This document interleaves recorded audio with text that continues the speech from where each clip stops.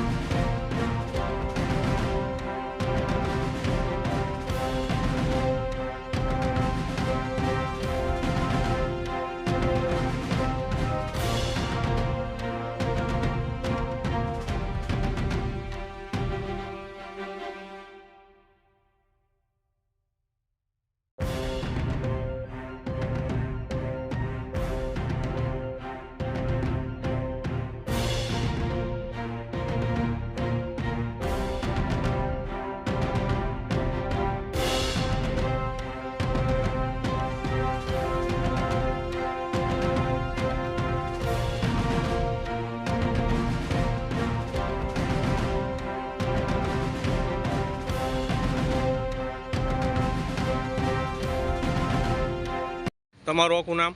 શિલ્પાબેન ગેલાભાઈ રાજપરા। આ એરિયો કયો છે ને શું સમસ્યા છે?